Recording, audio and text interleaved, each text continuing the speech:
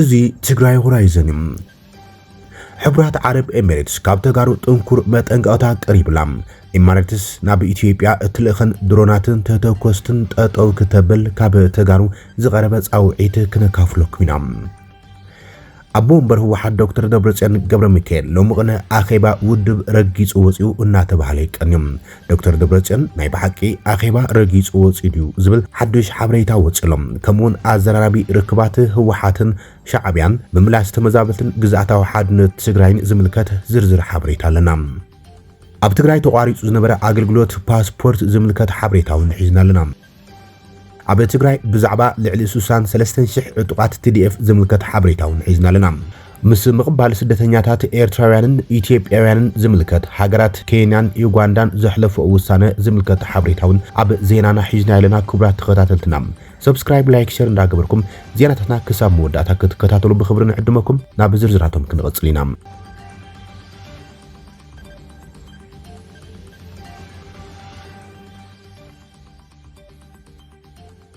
حبرات عرب إمارات كاب تجارو تنكر كوناني قتيموالهم أبز حزوان أب أفريقيا سفيح متتاو تجبر كمزلان بالنقدن والتهدراوين فتاتن التفسس وإنفستمنت النعبة يخيد كمزلو يتصاب سبات زملاخت زلهم حبرات عرب إمارات كاب أب إثيوبيا زلوا متتاو بتوسخي أب غروبيت حجر السودان يكاد أبزلو كبيد دماوي حد وكيناتون لعل إذا أتاونت كمزلو أزجلز كينهم أب سوماليا أب تشاد ليبيان كالوت حجرات أفريقيا سفيح متتاو تجبر كمزلات سبات ملاختلهم عبد التجراي عبد استخايد جنوسايدال كوينات نطمرت حيثات منغستي إثيوبيان إيرتران وتهدراو تكنولوجي وق دروناتن تتوكسن بمحجاز عبد انت تجارم إيد كم زلوات تخصصيا إمارات راب تجراي حزون عبزي حقاو منقدي عبد تحت منغست فيدرال كغصلن بمسرت سممعنت بريتوريا تمزابلتن سدتنياتن تجارو ناب مربوتم كيملسن ناب حق منغستاوي قرصو كيملس تجبرلو مخنياتون إمارات عب 50 زحازتو مدب ملو أغرابيت فريات حرشا نعالم نمخانم زحازتو مدب المعوات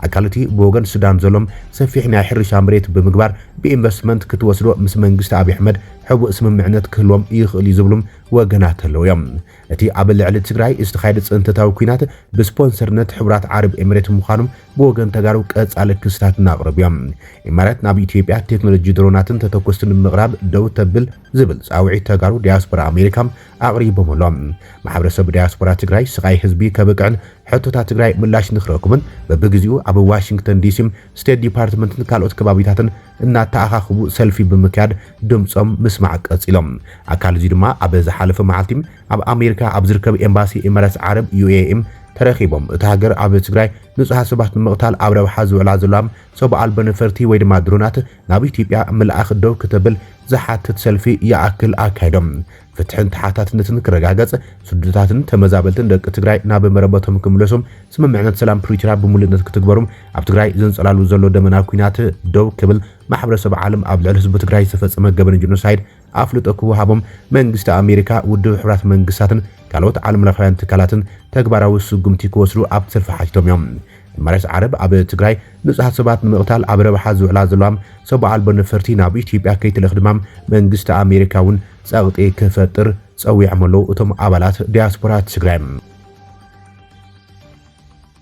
أبو مبر هو حد دكتور دبرتسيان قبر ميكيل أب قربا معلتات أب استخايدة فولي أخيبا ما أخلاي كوميتي تودب أخيبا رقيسو كم زوزم بصفحات إنها تقلص إيقانيوم أبت أخيبا أب العلوي مريحينة تودب صفحتي أفاليات كم زلون مريحي تودب بسنكي زعرابو نقفيتام أخيبا رقيسو وزيو زولو زرباتات أما حبراوي ميديات كنزو حقانيوم انتخونا اتي أب قدام سنابتيم زوز مجلسي هو حاتون زوال نجري نبرن تمالي أب بيت عفت وحات مجلس إذهاب وهابي قال هو حات استبهلم أتو ميكيل اسكرم كاب BBC تجرينيا زغربو لحوتو انت ملس دكتور دبرتسيان أخيبا رقيت وزيو زبل حساتيو بمبال مدبات كعب مجمجام حاليفهم نابول كمرحتي زنت أثر جمجام عين برن يلوم أتناي ما أخلاي كوميتي أخيبا حدا أجندو نايت زحلف عمت مدبات مجمجام ينيرم ناب من نقاف السجرة عين برن سلزي تأبو مبرت ودب دكتور دبرتسيان قبل ميكيل أخيبا رقيت وزيو زبل كنافس زقني ورا حق أوي مسرت زيبو ليلوم أتمجلسي أتببيراو كحدة فوت ميليزو خاصة بعتو جيتها شو رداز مرح وجن قبل علتي ودب زوج حقودات أب معراين عقب مرحنة أب مترنافن كم زلو كان تجلسهم كابتو ودب استفلوا لعلوت مرحتي أو عيش سجبرلو كنا نابتو ودب استمرس عبال መሪሕነት የለን ኢሎም ዘተ ብሔራዊ ሓድነት ጉጅለ ብሔራዊ ክሕደት ብኸባቢያውነትን ብድሕረትን ሓድነት ህዝብና ንምሽርሻር ዝገብሮ ምንቅስቃስ ክብርዕን ብምግባር ከም ተጋሩ ኣብ ብሔራዊ ረብሓናም ክነዓስል ከም ዝገበረም ሓድነት ህዝብና ናብ ዝነበሮ ክምለስ ሰረት ዘንበረ ከም ዝኾነም ተገምጊሙ እዩ ክብል እዩ ገሊጹ ዘሎ እዚ ኣዘራራቢ ገለጻ እቲ ወሃብ ቃል ህወሓት ድማ ብፍላይ ኣብ ማሕበራዊ መራኸቢታት ከም ፌስቡክ ቲክቶክ ትዊተር ይኹን ዩቲዩብ ዝነጥፉ ተጋሩም ንስምረት ደግፎም ይንቀሳቀሱም ኣብ ልዕሊ ዝተባሃሉ ነጠፍቲ ማሕበራዊ መራኸቢታት ተጋሩም ህወሓት ስጉምቲ ንምውሳድ ይንቀሳቀስ ከም ዘሎ እዩ እቲ ወሃብ ቃል ብግልጺ ኣመልኪቱ ዘሎ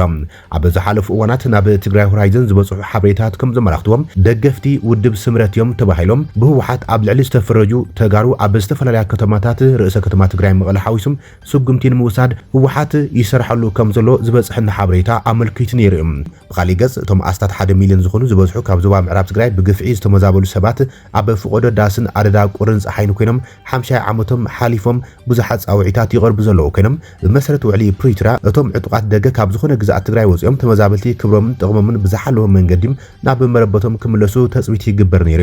እንተኾነ ብኩሎም ወገናት እቶም ተደራደርቲ መጣልዒ ፖለቲካ ኮይኖም ተባሂሉ ዝንቀፍ ዘሎ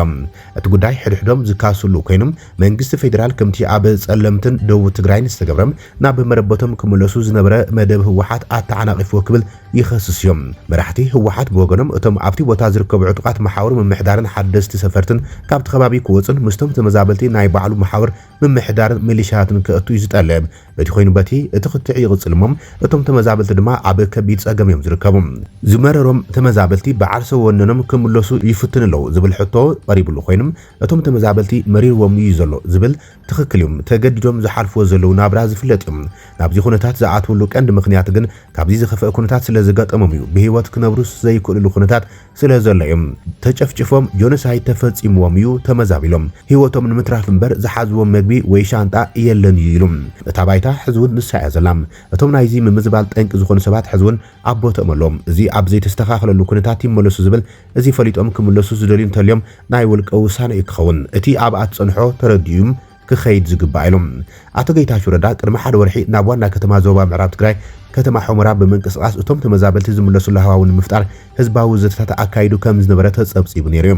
ኣብዚ ሎሚ ቅነ ግን ኣብቲ ከባቢ ጎስጓስ ኩናት ተባሂሉ ዝንቀፍን ዘዘራረብን ዘሎ ተግባራት ተራእዩ ቀኒየሎም ብፍላይ ንቀዳማይ ሚኒስትር አብይ አሕመድ ናይ ቀረባ ሰብ ከም ዝኾነ ዝግለጸሉ ዶክተር ዳኛቸው ኣሰፋ ዝተባሃለ ኣብቲ ከባቢ ወተሃደራዊ ክዳን ተኸዲኖም ምስቲ ተከዘዘብ ብዝብል ዝግለጽ ዘሎ ኣብቲ ከባቢ ብሰራዊት ምክልኻል ዝተወደበ ዕጡቃ ማሕራም ከተባብዕ ምርኣዩም ንበዓል ኣቶ ጌታቸው ረዳ ከይተረፈም ተስፋ ዘቆረጸ ኮይኑ እዮም እቲ ብኡ ዝምራሕ ውድብ ስምረት ነዚ ተግባራት ብምቋም ኣብ ግዛኣታዊ ሓድነት ትግራይ ኣይንደራደርን ብዝብል ቴማም መንግስቲ ፌደራል ኣብ ዞባ ምዕራብ ትግራይ ዝግበር ዘሎ ዘይሓላፍነታዊ ምንቅስቃስ ክርሞም ዝገበረ ናይ ጻውዒት ዛጊድ ሰማዒ ኣይረኸበን ብምባል ተሪር መግለጺ ኣብ ልዕሊ መንግስቲ ፌደራል ኣውጽዮም እዚ ከምዚ ኢሉ እንከሎ ድማ እቲ ካብ ቦርድ መረፃን ካብ መንግስቲ ፌደራል ሕጋዊ ሰብነት ኣፍልጦ ሲኢኑ ዝርከብ ህወሓት ምስ መንግስቲ ኤርትራ ጽምዶ ብዝብል ኣጀንዳ ስጡም ርክባት ጀሚሩ ከም ዘሎ ጸብጸባት ወጽዮም እዮም ምስቲ ካብ ኩናት ትግራይ ገሰት ሰብኣዊ መስላት ፈጺሙ ተባሂሎም ዝኽሰስ መንግስቲ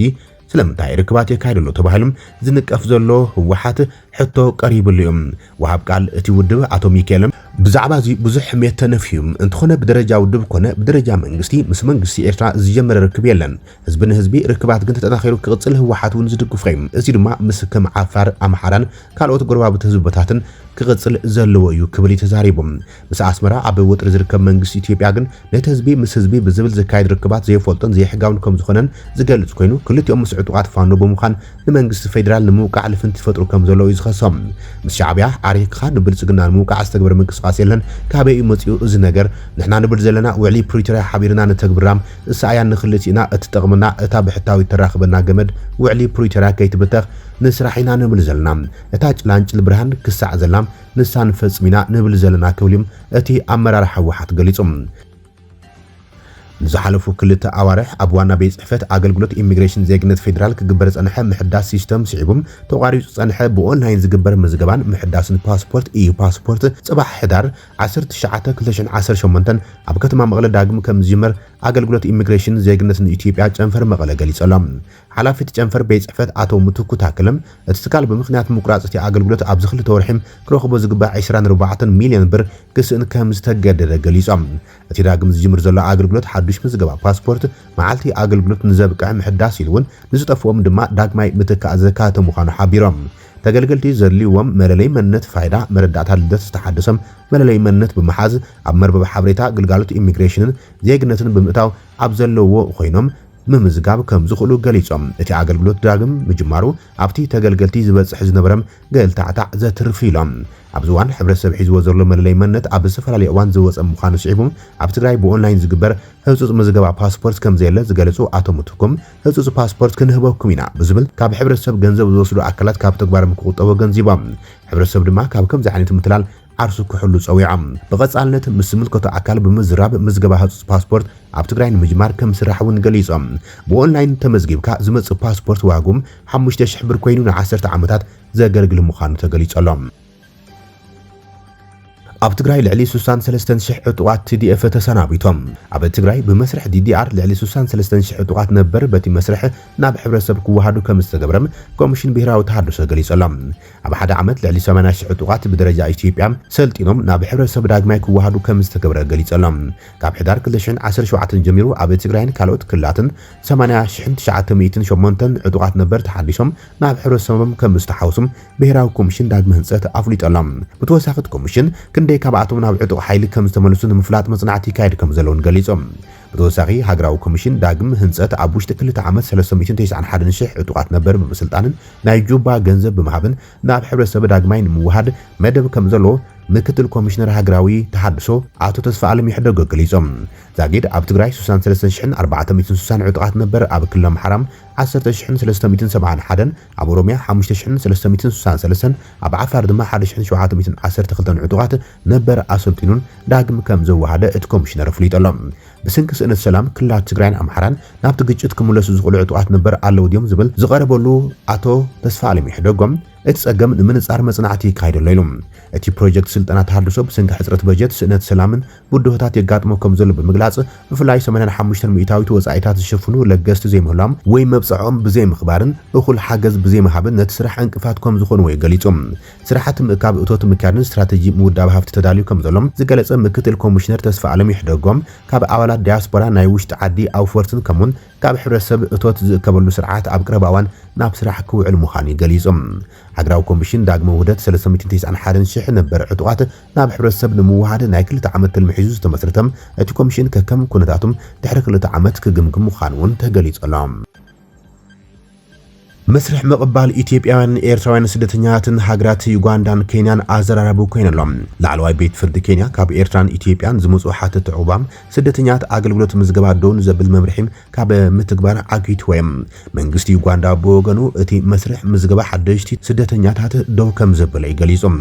ዳኛ ላዕለዋይ ቤት ፍርዲ ጃስቲስ ቻቻ ሙዊታ ኬንያም ብሓሙሽተ ኣካላት ሰብኣዊ መሰላት ተጣበቕቲ ስደተኛትን ዝቐረበም ኣብ ቋም እቲ ሃገር መሰረት ዝገበረ ጥርዓን ክሳብ ዝስማዕን ዝውሰንን ነቲ ብ30 حملم كل شيء نشرن حمشتن بكوميشنر قدات سدتنيات زوص ممرحين كي تكبر زخلكل تزاز كم زوصم مع خنا زينا كينيا صبصيبن دانيا اتين مزغبا ايرتراوያን ኢትዮጵያን ስደተኛትን ዝድርት ፖሊሲም ንቋም ሃገረ ኬንያ እግራዊ ሕጊ ስደተኛትን ናይ ምጥሓስ ሓደጋ ከም ዝስዕብ ብምግላጽ እዩ ንግዚኦም ደው ክብል ወሲኖም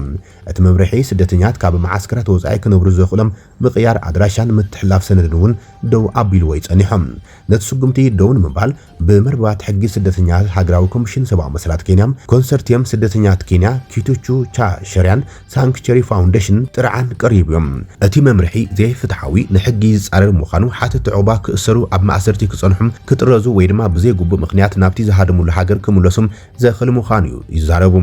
እቶም ነቲ ጥርዓን ዘቕረቡ ሰባት እቲ ዝወፀ መምርሒ ኣብ ኬንያ ዝርከቡ ኢትዮጵያውያን ኤርትራውያን ስደተኛትን ሓተት ዕቁባ ብስንኪ ዓሌቶም ብኢፍትሓዊ ኣገባብ ከም ዝሕዝቦምን ወረቐቶም ክሕድሱ ከቢድ ምዃኑ ብምግላጽ ሕጊ ስደተኛት ኬንያ እግራዊ ሕጊ ዝህቦም መሰላት ንምርካብ ብዝያዳ ከም ዘጸግሞም ንቤት ፍርዲ ኣብ ዝሃቦ መግለጽ ገሊጾም እዮም እቲ ምቕባል ዕቁባ ደው ዘብል መምርሒ ንህዊሕ እዋን ክጸንሕ ዝኽእል ኮይኖም እቲ ስጉምቲ ኣብ ሕጊ ስደተኛት ኮነም ካልእ ተዛማዲ ሕግታት ዝመርኮሰ ከም ዘይኾነ እዮም ኣጊቶም ተወሳኺ እቶም ስደተኛት ኮነ ኢልካም ወይ ብጌጋ ናብተን ናብ ምግሃዝ ሰብኣዊ መሰላት ዝሃድሙለን ሃገራት ምምላስ ከጋጥሞም ከም ዝኽእል ይዛረቡ መንግስቲ ብመንገዲ መዋስሩ መርሲ ኣቢሉም ኣብ ዝሃቦ ቃል ንስርዓት መስርሕ ምቕባል ስደተኛት ብኣሰጋገርቲ ደቂ ሰባት ዝግበር ካብ ቀጥዒ ወጻኢ ዝኾነ ተግባራት ንምክልኻል ዘኽእል ሕጋዊ ምምሕዳራዊ ስጉምቲ ምዃኑ ገሊጾም መንግስቲ እቲ ምልከታ ኣብ አንቀጽ 7 ሕጊ ስደተኛት ኣብ ትሕቲ ስልጣን ኮሚሽነራት ዝተዋሃቡ ኮይኖም ምስ እግራዊ ስምምዓት ዞባዊ ኣሰራርሓ ከምኡን ግዴታታት ኬንያ ዝሰማማዕ ምዃኑ ተማጊቱም ተሳትፎ ህዝቢ ከምዚ ሓትቱን ገሊጾም ወኪል መንግስቲ እቲ ስጉምቲ ንኤርትራውያን ኢትዮጵያን ሓትት ዕቁባ ካብ ምምዝጋብ ንምእጋድ ዝዓለመ ከም ዘይኮነ በኣጽንዖት ገሊጾም እቲ መምርሒ ሓደ ጉዳይ ኣብ ሓደ ግዜ ዝርኢ ኮይኖም ካብዘን ክልተ ሃገራት ንዝመጹ ሓቀኛ ተሓትት ዕቁባ ዘገልል ከም ዘይኮነ ምውሳሩ ንዳኛ ሓቢሮም ዳኛ ኣብ ደረጃ እዚ ቤት ፍርዲ መምርሒ ህጋዊ ድዩ ኣይኮነን ከም ዘይውስን እቲ ዝቐረበ ጥራሕን ዓበይቲ ቋማዊ ሕቶታት ዘልዕል ድዩ ኣይኮነን ጥራሕ ከም ዝውስን ኣስሚሩሎም እዚ ከም ዝብል ከሎ ጓንዳውን ንኢትዮጵያውያን ኤርትራውያን ስደተኛትን ከምኡን ሶማልያውያን ስደተኛት ዕቁባ መሃብ ደው ከም ዘበለት ሚኒስትሪ ረድኤት ምድላው ሓደጋን ስደተኛትን ናይቲ ሃገር ሂላሪ ሆኖት ከም ዝገለጸም ኤንቲቪ ኬንያ ጸብጺባላ ብፍላይ ኣብ ከም ኤርትራ ኢትዮጵያን ሶማልያን ዝኣመሰሉ ሃገራት ኩናት ስለዘሎም ካብን ዝመጹ ስደተኛት መሰል ዕቁባ ከይወሃቦም ንቤት ጽሕፈታትና መምርሒ ሂብና ይመለና ኢሎም እዚ ውሳነ ዝተዋሃበም ናብቲ ሃገር ስደተኛቱ ካንተወሓዙም ደገፍቲ ለገስቲ ሃገራት ግን በኣንጻሩ እናነከየ ድሕሪ ምምጽኡ ተባሂሎም እቲ ሚኒስተር ነቶም ድሮ መሰል ዕቁባ ዝተዋሃቡ ስደተኛት ዘይጸልዎም ኮይኖም ካብዘን ዝተጠቐሳ ዝመጹ ሓደስቲ ሓተት ዕቁባ ግን ከም ዘይወሃቦም ኣፍሊጦም ሚኒስተር ኦኒክ ነዚ ዝገለጸ ኣብ ዝሓለፈ ሰሙን መንግስቲ ኮርያ ንፕሮግራም ምግቢ ዓለም ዋጋ 2.9 ሚልዮን ዶላር ዝግመት 2544 ሜትሪክ ቶን ሩዝ ኣብ ጉሉ ንዝርከብ መኽዘን ኣብ ዘረከበሉ ኣጋጣሚ እዩ እቲ ሩዝ ፕሮግራም ምግቢ ዓለም ኣብ 13 መዕቆቢ ስደተኛት ንዝርከቡ 600 ስደተኛት ከምኡን ሕፅረት ምግቢ ኣብ ዝርከቦም ዞባ ካራ ሞጃ ንዝርከቦም 200 ቆልዑ ንሓደ ዓመት ኣብ ቤት ትምህርቲ ክምግቦም ዝኽእል እዮም እቲ ሚኒስተር ብተወሳኺ ምስተን ስደተኛት ዝመጹልን ሃገራት ኩናት ደው ቢለን ሰላም ከንግሳን ዝተሰደዱ ዜጋታት ክመልሳን ይዘራረቡ ምህላዎም ገሊጾም ምስቶም መንግስታት ኣብ ዝተለና ዋላ እኳ እተን ሃገራት ዩጋንዳ ጣልቃ ተኣትውን ከም ዘላ ዝሓስባ እንትኾና ንሕና ግን ተስፋ ኣይቁረጽናን ዘለና ምክንያቱም ናብ ሓደ ስምምዕነት ክበጽሑ ኣለዎም ተጸዋርነት ክህልዎም ዜጋቶም ከም ዝምለሱ ክገብሩን ይግባእ ኢሎም ቀጽሉ በዝሕ ስደተኛት ናብ 2 ሚልዮን ገጹ ይኸይደሎም መዓልታውን እናወሰኸም ካብ ዲሞክራሲያዊት ሪፐብሊክ ኮንጎ መዓልታዊም ካብ 100 ክሳብ 200 ስደተኛት ክንቅበል ጸኒሕና ኣለና ካብታ ኣብ ሰላም ዘላይልና ንሓስባ ደቡብ ሱዳን ከይተረፈም ስደተኛት ይውሕዘሎም ስለዚ ኣብኡ ዘለዉ መንግስታት ንፖለቲካዊ ተቃውሞታቶም ተጸዋርነት ክህልዎም ሓቢሮም ክሰርሑን ዜጋታቶም ናብ ዓዶም ክመልሱን ክሰማምዑ ተስፋ ገብሩ ኢሎም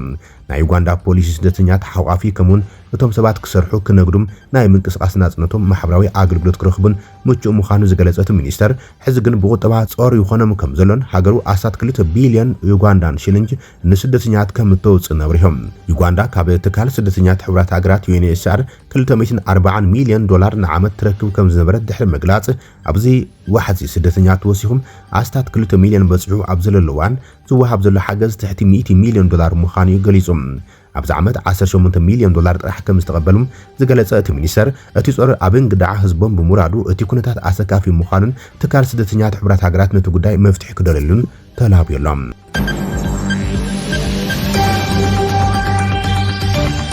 ክቡራትን ፍትዋትን ተኸታተልቲ ዜናታትና ነዚ ሰዓት ዝበፅሑን ሓደሽቲ ምዕባለታትን እዋናዊ ዜናታትን ዛዚምና ኣለና ንምክትታልኩም ነመስግን ሰላም